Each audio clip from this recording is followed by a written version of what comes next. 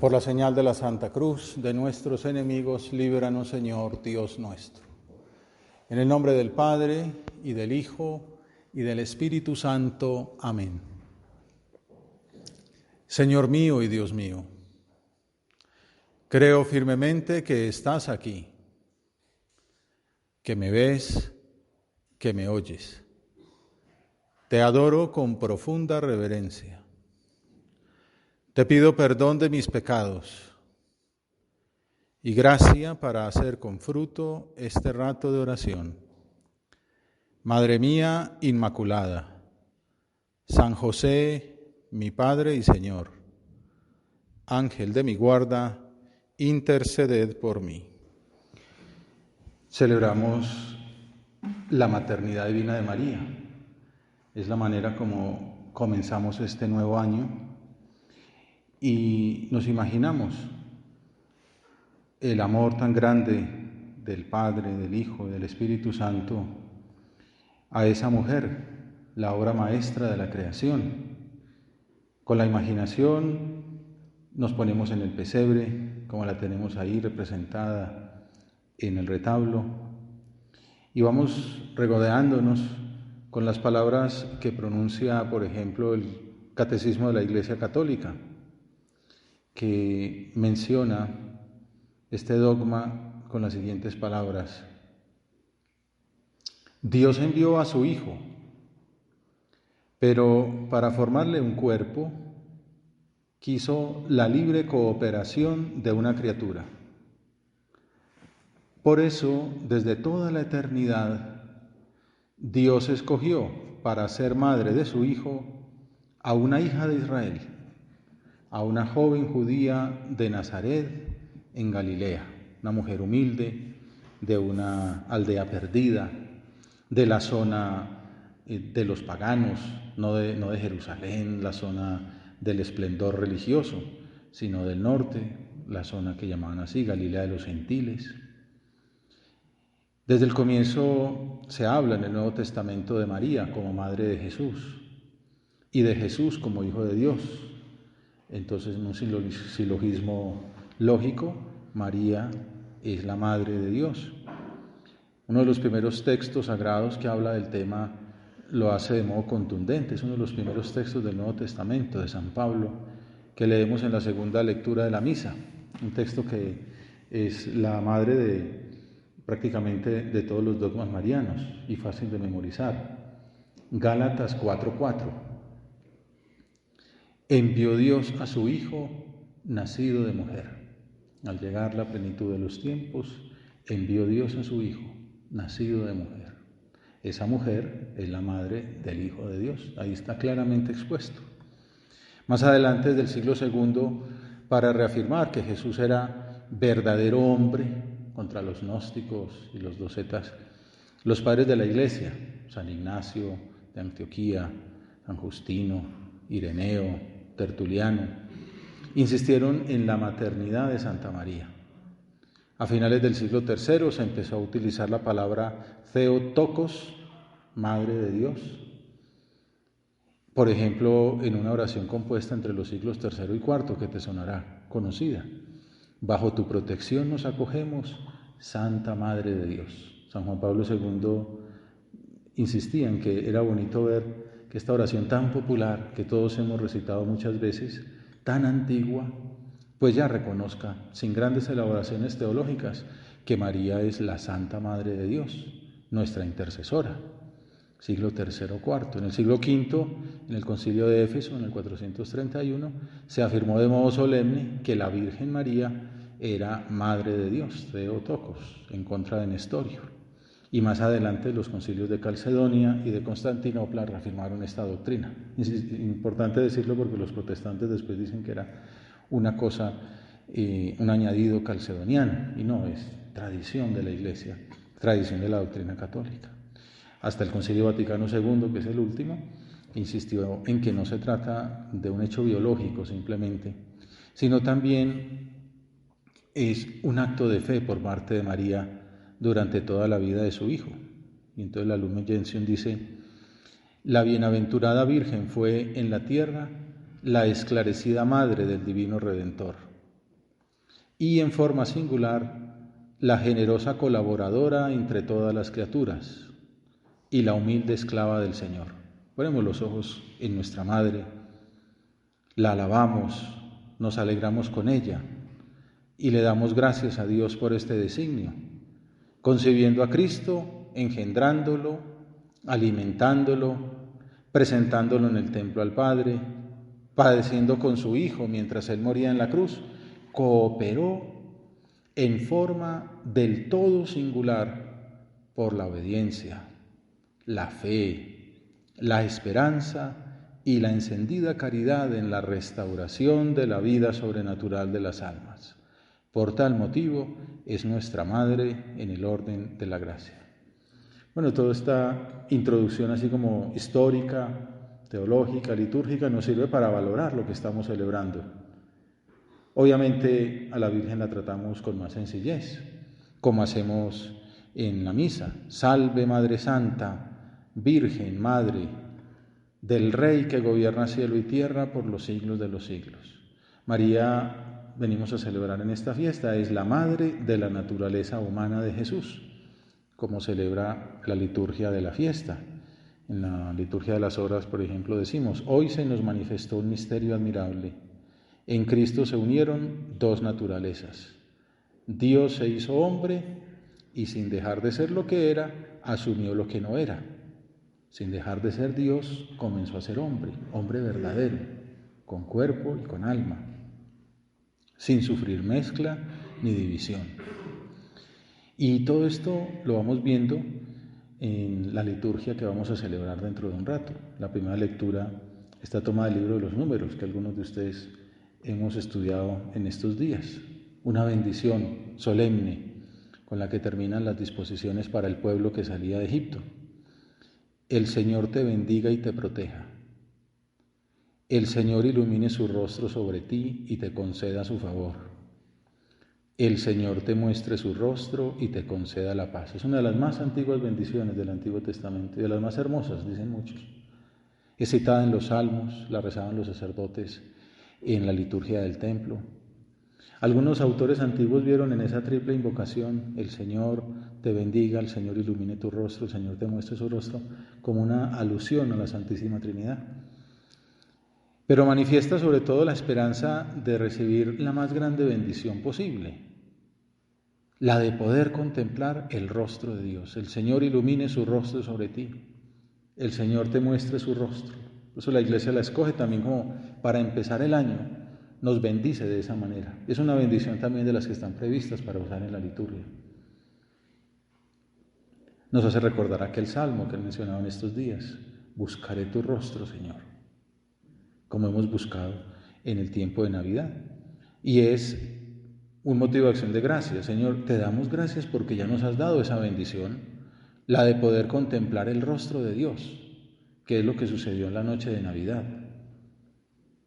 Y seguramente esta semana que llevamos de Navidad, pues le hemos dado vueltas a ese niño, lo hemos besado, lo hemos adorado, le hemos dicho que lo queremos, cada uno con sus modos personales de hacerlo, con su cariño, haciéndose niño. Hemos procurado alabar, adorar a ese Dios que se ha hecho pequeño. El Padre en la tertulia de hoy nos hablaba de eso, que nos imagináramos un niño recién nacido. Seguramente pues muchos habrán visto, ¿no? Esos niños todos arrugaditos, llorando, con frío. Bueno, pues así estaba Dios. Así iluminó su rostro sobre nosotros, así nos mostró su rostro y nos concedió la paz. Es lo que el autor de la carta a los Hebreos rememora en la antífona del Evangelio. En muchas ocasiones habló Dios antiguamente a los padres, por los profetas, en el Éxodo, en la Torá, pero en esta etapa final nos habló por el Hijo.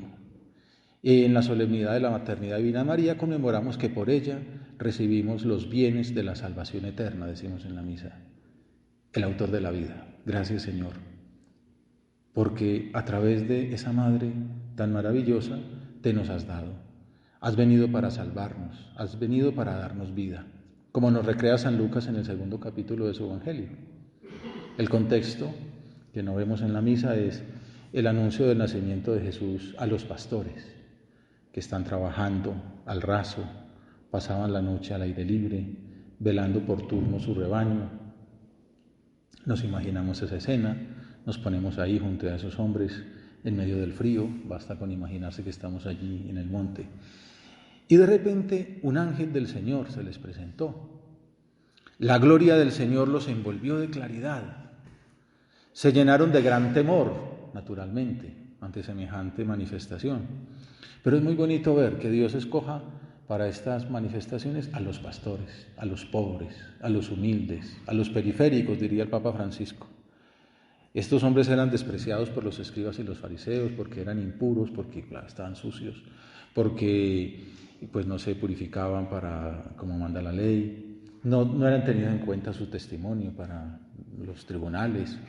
Eran muy poca cosa humanamente considerada. Y esos fueron los que Dios eligió para manifestarse. No se presentó a los escribas, no se presentó a los fariseos, no se presentó a los sacerdotes. Se cumplen las palabras del Magnificat. Dispersó a los soberbios de corazón, derribó a los poderosos de su trono y ensalzó a los humildes. El ángel les dijo, sigue diciendo San Lucas, no temáis, os anuncio una buena noticia. Hace 8 días recordábamos este mensaje. Una noticia que será de gran alegría para todo el pueblo. Hoy en la ciudad de David os ha nacido un Salvador, el Mesías, el Señor. Y aquí tenéis la señal, encontraréis un niño envuelto en pañales y acostado en un pesebre. De repente apareció una legión de ángeles del ejército celestial que alababa a Dios diciendo, gloria a Dios en el cielo y en la tierra paz a los hombres de buena voluntad. Y mientras los ángeles se marchaban al cielo, los pastores, nosotros estamos ahí metidos, se decían unos a otros, vayamos pues a Belén y veamos lo que ha sucedido y que el Señor nos ha comunicado. Hasta ahí el contexto, es el ambiente en que nos metemos para aterrizar en el Evangelio de la misa de hoy, a partir del versículo 16 del capítulo 2 de San Lucas. Dice el evangelista médico que los pastores fueron corriendo y encontraron a María y a José y al niño acostado en el pesebre. Nos puede servir esa representación del retablo. Al verlo, contaron lo que se les había dicho de aquel niño. Hay un autor espiritual que se imagina cómo la madre alza del pesebre al niñito que había visto aquella noche la luz del mundo y lo elevó delante de ellos para que lo pudieran contemplar, para que lo pudieran saludar. Vamos en nuestra oración a imaginarnos esa escena. Es lo que nos quiere mostrar la liturgia. María, Madre de Dios, ¿qué hace María? ¿Qué muestra el Evangelio? Simplemente dice, encontraron a María y a José y al niño. María simplemente nos muestra a su Hijo. Como gente sencilla del pueblo, sigue diciendo el autor que menciono, que como niños todos lo quieren tocar, sin duda tomarían a Jesús en sus brazos. Los mismos que por lo demás no solían sostener en ellos más que tiernos corderitos, sostuvieron en aquella noche callada al Salvador del mundo, al Cordero Pascual. Continúa el Evangelio diciendo, todos los que lo oían se admiraban de lo que les habían dicho los pastores. O sea que había gente ahí. No estaban solamente María y José. ¿Quiénes estaban? Bueno, pues tú y yo nos podemos imaginar que habíamos estado cuidando a Jesús, como aprendimos al contemplar el Santo Rosario. ¿Te acuerdas lo que dice San José María? Frío, pobreza. Soy un esclavito de José. Qué bueno es José. Me trata como un padre a su hijo. Ahí en el pesebre nos imaginamos a José tratándonos como nos trata nuestro Padre. Con cariño, con una mirada nos lo dice todo, con una sonrisa. Hasta me perdona si cojo en mis brazos al niño y me quedo horas y horas diciéndole cosas dulces y encendidas. ¿Qué le quiere decir al niño? Alguien le dirá mono, otro le dirá majo, otro le dirá gordito, otro le dirá... Bueno, cada uno a su modo le dice cosas dulces y encendidas. y le beso. Bésale tú. Otro le cogerá los reflejos, le tomará la mano, jugará con él. Y le bailo. Eso hacía San José María, lo cogía y le bailaba. Al niño así, al muñequito, le bailaba. Y le canto villancicos. Soy una mula, mi niño, pero te quiero. Y le canto y le llamo rey, amor, mi Dios, mi único, mi todo. Qué hermoso es el niño. Todos los que lo oían se admiraban, dice San Lucas. La gente se sorprende, dice, se admiraban. Los pastores corren y cuentan. En cambio, ¿cuál es la actitud de María, la Madre de Dios? María, por su parte, conservaba todas estas cosas, meditándolas en su corazón. Y se volvieron los pastores, dando gloria y alabanza a Dios por todo lo que habían visto y oído, conforme a lo que se les había dicho. Hay otro autor, Juan Luis Bastero, dice: podríamos decir que la presencia y el anuncio de los pastores fue para María una dedada de miel ante el desamparo material y humano en el que había nacido el Redentor, la tristeza que tenían tanto ella como José de no haberle podido ofrecer un lugar más digno al Mesías, el establo, un pesebre donde comían las vacas. Ahí era donde había nacido Jesús.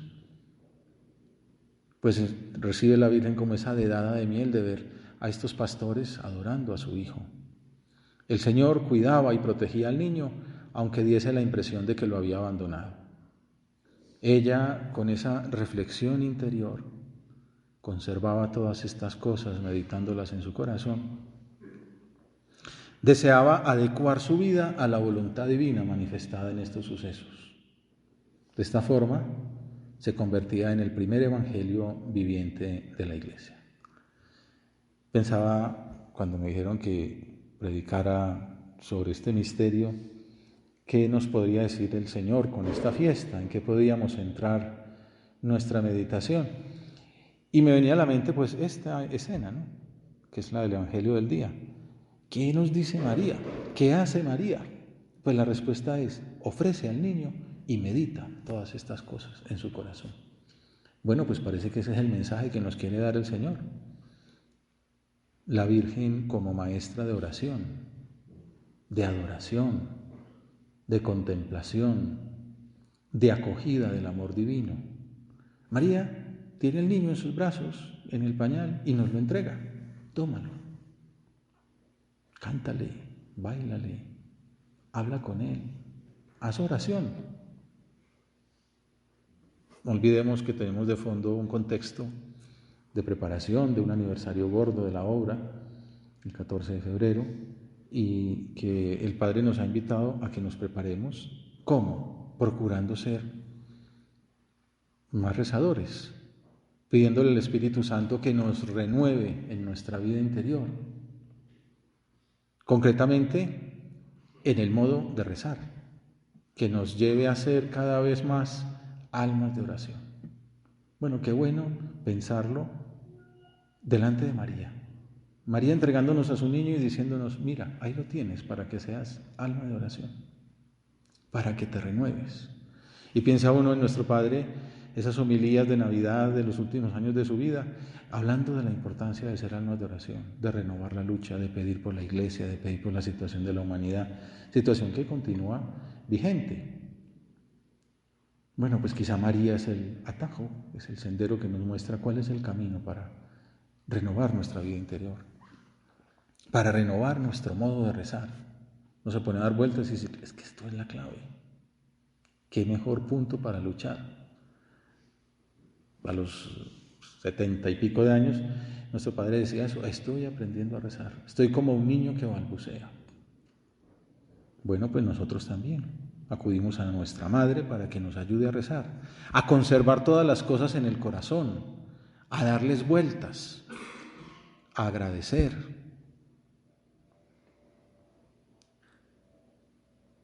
El Papa Benedicto XVI meditaba sobre lo que era para ella darle vueltas en el corazón y decía pues que formaba parte como de su naturaleza, de su modo de obrar, de su actuación natural. María es una contemplativa, está haciendo ese esfuerzo por hacer suyas las palabras de Dios.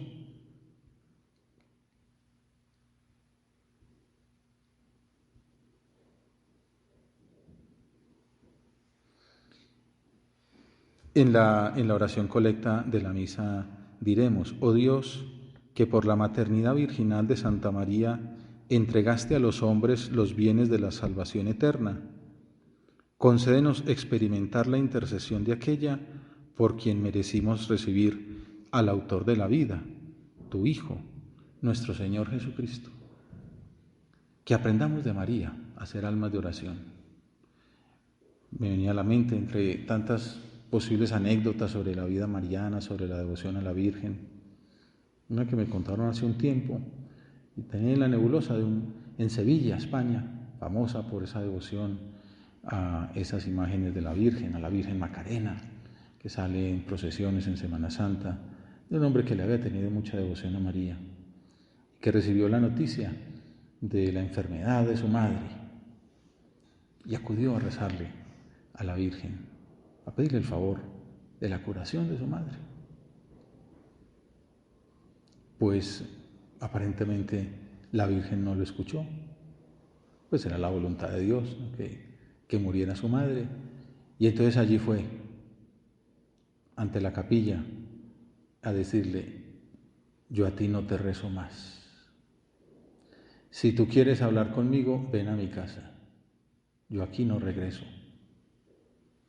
Como un desafío, ¿no? Una pobre imagen de la Virgen. Salió pues con ese propósito firme de no volver, de haber cortado con su madre.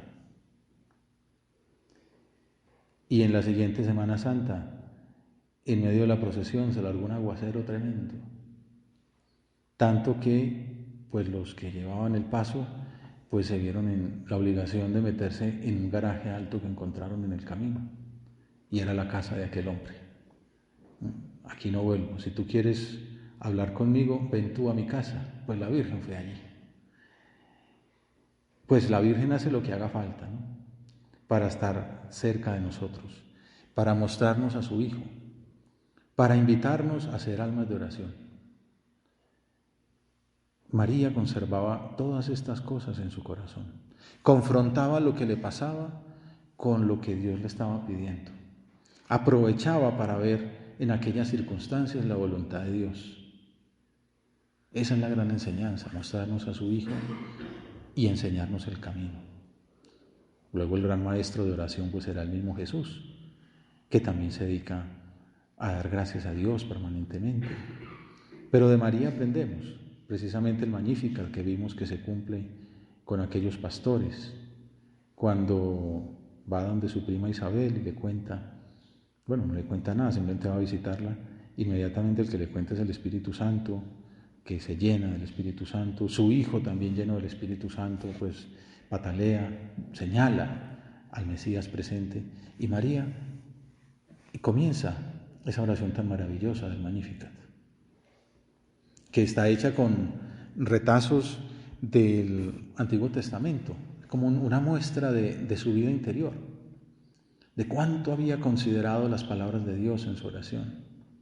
El Papa Benedicto, cuando comenta estos pasajes, hace ver de una manera gráfica, plástica, esos mosaicos en que aparece la Virgen delante del ángel que le trae su mensaje, y la Virgen tiene siempre en sus manos un pergamino, la palabra de Dios. En algunos de esos pergaminos aparece ella también dibujada, porque la palabra de Dios era su casa. Ella entraba y salía, estaba en su ambiente, era su hábitat natural, la palabra de Dios. Estaba metida en Dios. Dios era natural para ella. Bueno, su padre había sido concebida sin pecado original, tenía una relación tan especial. Pero es una invitación a que nosotros también estemos, que ese sea nuestro aire, nuestro oxígeno, que estemos respirando la voluntad de Dios, la palabra de Dios, cómo ve Dios el mundo. El Padre, cuando nos habla de amistad, nos dice esas palabras de San Agustín: querer lo mismo y rechazar lo mismo. Ser un buen amigo es querer, primero que todo, la amistad con Dios. Querer lo que quiere Dios, rechazar lo que rechaza Dios, ser un buen amigo suyo. Señor, divino niño, te pedimos hoy ese regalo, que seamos buenos amigos tuyos, que te busquemos, que te encontremos, que sepamos descubrir rápidamente lo que no te gusta y que lo rechacemos, como esos niños pequeños rechazan un mosquito, el menor cambio de ambiente, de temperatura, porque tiene una piel delicada, fina, que es sensible a todo lo que pasa. Luego empiezan las picaduras, las caídas, y vamos sacando las cicatrices, ¿no? Y se va engrosando esa piel y ya va perdiendo sensibilidad. Que delante de ti, Señor, en este nuevo año, seamos sensibles a lo que tú quieres. Que como María aprendamos a tener ese ambiente de saber qué nos está sugiriendo. Basta con una miradita para tirar nosotros por ahí. El Señor no le dice a la Virgen que vaya donde María. Simplemente le dice: ahí tienes a tu prima Isabel, donde Isabel, que ella tiene 3 meses de embarazo, 6 meses de embarazo. Inmediatamente la Virgen capta que Dios le está pidiendo que vaya a servir 3 meses. En Caná, Juan Pablo II dice: la Virgen captó que el Padre quería que Jesucristo empezara la vida pública. Ella no va ahí metida, sino que dice: no tienen vino, mujer, no ha llegado mi hora, hagan lo que Él les diga. Captó que era el momento, que era el momento de adelantar la hora, de iniciar la vida pública. Porque estaba en esa misma longitud de onda. A veces nos pasa eso, que estamos en una longitud de onda distinta, en la lógica humana, y tenemos que entrar en la lógica divina. De eso nos habla María. María conservaba todas estas cosas en su corazón. María meditaba lo que le pasaba y sabía encontrar ahí la voluntad del Señor. Estamos terminando un año y el Padre en la tertulia de hoy hablaba de eso, esa famosa ejaculatoria de don Álvaro que nos puede servir para nuestra oración de ahora. Gracias. Esta mañana en la meditación lo hablábamos con el Señor, le damos gracias por este año, el año de la JMJ, el año de la beatificación de Guadalupe, el año pues de varias vocaciones, el año de un año más de fidelidad a pesar de nuestra debilidad, de nuestra miseria. Tantos regalos que el Señor nos ha dado. Sobre todo, tantos regalos desconocidos. Gracias, Señor. Seguro que llevamos todo el día dando gracias. Acabamos de cantar el Te Deum, agradeciendo a Dios tantos regalos que nos ha dado. Y ahí lo tenemos para seguir dándole vueltas, ¿no? La gratitud, la gratitud. La oración de Jesús, cuando uno dice: voy a mirar la oración de Jesús para aprender de la rezar, resulta que la principal oración de Jesús era la acción de gracias. Te doy gracias, Señor, porque has ocultado estas cosas a los grandes y se las has manifestado a los pequeños. Mira, elevando los ojos al cielo, dio gracias. Y sobre todo la gran oración de acción de gracias, Eucaristía. La Eucaristía es el sacrificio de acción de gracias. Bueno, Jesús nos enseña que la mejor oración es la gratitud, porque con la gratitud se nos abre el corazón a la fe. Nos damos cuenta que si Dios ha hecho todo lo que ha hecho con nosotros, que si estamos aquí, a pesar de ser tan poca cosa, es porque su obra es maravillosa. Y es lo que agradecemos con los salmos, ¿no? Porque es eterna su misericordia. Gracias, Señor, también por lo que no conocemos.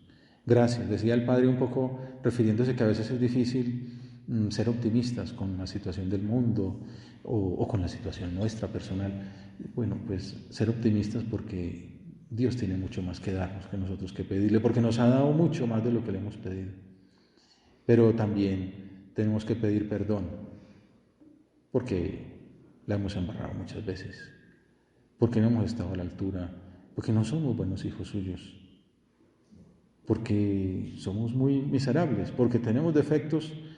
Nuestro Padre decía: la santidad es luchar contra los defectos, pero nos moriremos teniendo defectos. Tampoco nos podemos asustar, pero sí hay que pedir perdón por no haber luchado lo suficiente, Y ahí sale ese propósito también de pedir ayuda.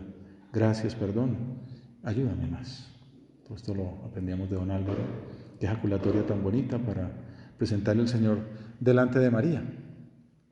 Bueno, pues le pedimos al Señor ese regalo de ser buenos hijos de su madre, de aprender de María a ser almas de oración, de que a ella le pedimos, Madre de Dios y Madre nuestra, que interceda ante el Espíritu Santo para que nos renueve nuestra vida interior, concretamente en el modo de rezar, que nos lleve a ser cada vez más almas de oración. Te doy gracias, Dios mío, por los buenos propósitos, afectos e inspiraciones que me has comunicado en esta meditación. Te pido ayuda para ponerlos por obra. Madre mía Inmaculada, San José, mi Padre y Señor, Ángel de mi guarda, interceded por mí.